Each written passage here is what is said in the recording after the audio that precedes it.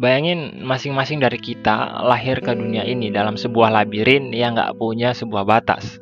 Dengan kata lain, labirin itu nggak memiliki jalan keluar kecuali kita mati. Barulah setelah kematian tersebut, kita bisa memahami apa sih yang ada di luar labirin itu. Di sisi yang berbeda, kita juga nggak pernah tahu apa yang ada di tengah labirin tersebut. Jadi, kita nggak tahu jalan mana yang harus kita tempuh buat nganterin kita ke tengah atau ke pusat labirin itu.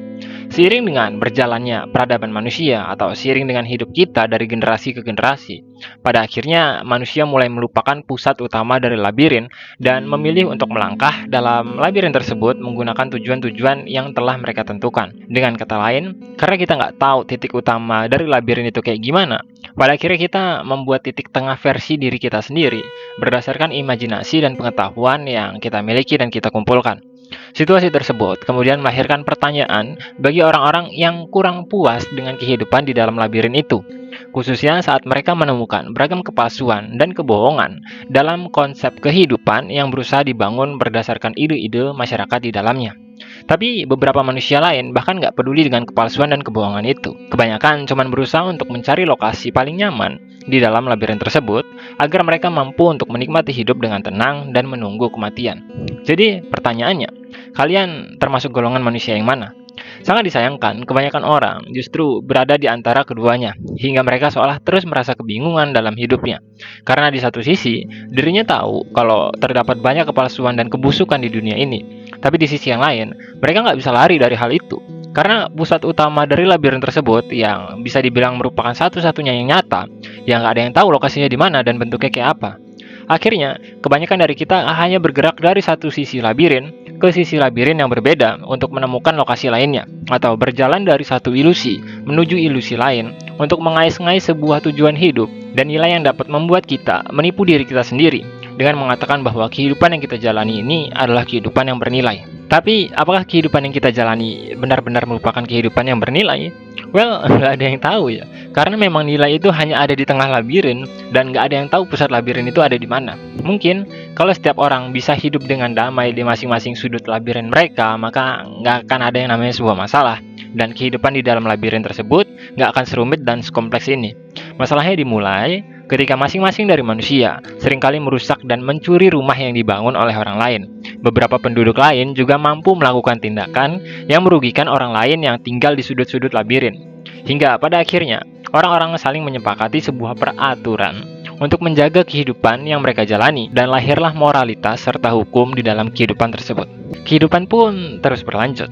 Tapi faktanya, kesepakatan yang mereka bentuk gagal untuk berjalan sebagaimana mestinya. Sebab masih dapat ditemukan beragam persoalan, baik dalam lingkup keadilan dan pengambilan keputusan yang harus ditentukan. Untuk menyelesaikan persoalan tersebut, masyarakat di dalam labirin kembali menyepakati nilai baru, yakni seseorang yang dianggap memiliki kompetensi dan kapasitas dalam menyelesaikan beragam masalah apapun. Beberapa bagian labirin memilih orang-orang kuat untuk menjadi pemimpin mereka, sementara bagian labirin yang lain memilih orang-orang bijak sebagai pemimpin mereka untuk menyelesaikan masalah. Beberapa bagian labirin yang lain memilih orang-orang yang dianggap menyenangkan untuk menjadi pemimpin mereka. Hingga lahirlah apa yang kita kenal dengan negara dengan pemerintahan-pemerintahannya. Meskipun hal tersebut dapat dikatakan sebagai sebuah pencapaian yang baik bagi orang-orang di seluruh penjuru labirin, tapi faktanya, mereka hanya bermain dengan ilusi yang mereka ciptakan, sama halnya seperti mereka menentukan nilai dari hidup yang mereka jalani. Dengan kata lain, baik moralitas, hukum, mata uang, pemerintahan, negara, dan lain-lain yang mereka bangun di dalam labirin tersebut hanyalah konsep yang mereka bentuk sendiri dan mereka anggap bernilai, karena mereka sendiri nggak tahu nilai sesungguhnya itu kayak gimana.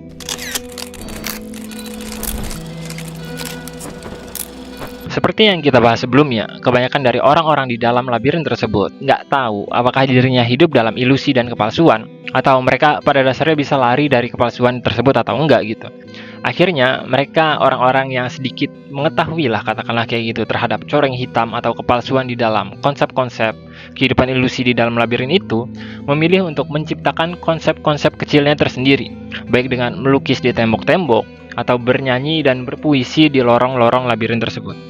Tapi mereka tetap nggak bisa kemana-mana, Karena mereka sendiri juga nggak tahu konsep yang nyata itu sebenarnya kayak gimana. Hingga sebagian jiwa mereka mau nggak mau tetap dilekatkan dengan konsep-konsep ilusi yang telah ditetapkan dalam hidup masyarakat. Mereka hanya mampu mengekspresikan diri mereka sendiri dengan beragam jenis estetika hingga melahirkan apa yang manusia labirin kenal sebagai sebuah seni dan sastra.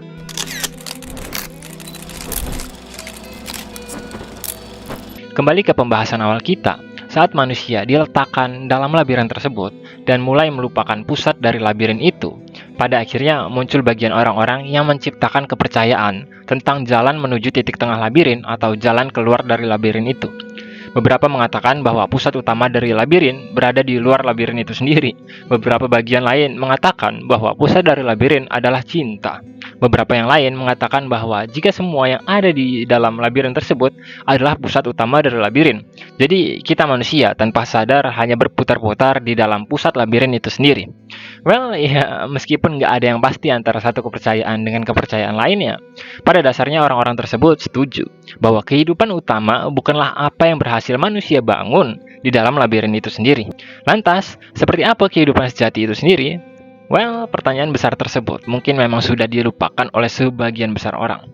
Namun, semua itu tetap menanti untuk dijawab. Pertanyaan tersebut menelusuri lorong-lorong dan sudut-sudut di dalam labirin tersebut setiap malam untuk menyentuh pundak manusia dengan sebuah bisikan. Hidupmu yang rumit ini sebenarnya mau kemana?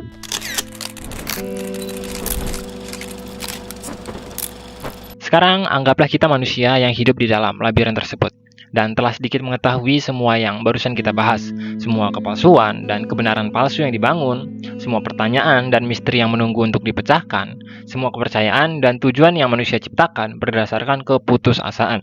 Kemudian, apa yang akan kita lakukan? Apakah kita hanya akan memilih bertahan di sudut-sudut labirin tersebut, mencari tempat ternyaman seperti kebanyakan orang pada umumnya, atau kita tertarik untuk tersesat semakin dalam, mencari pusat labirin yang kita sendiri nggak tahu ada di mana dan bentuknya kayak apa, dengan risiko kehilangan banyak hal. Sekarang, saya serahkan labirin ini pada kalian. Sekian Kausalitas Hening, sampai jumpa.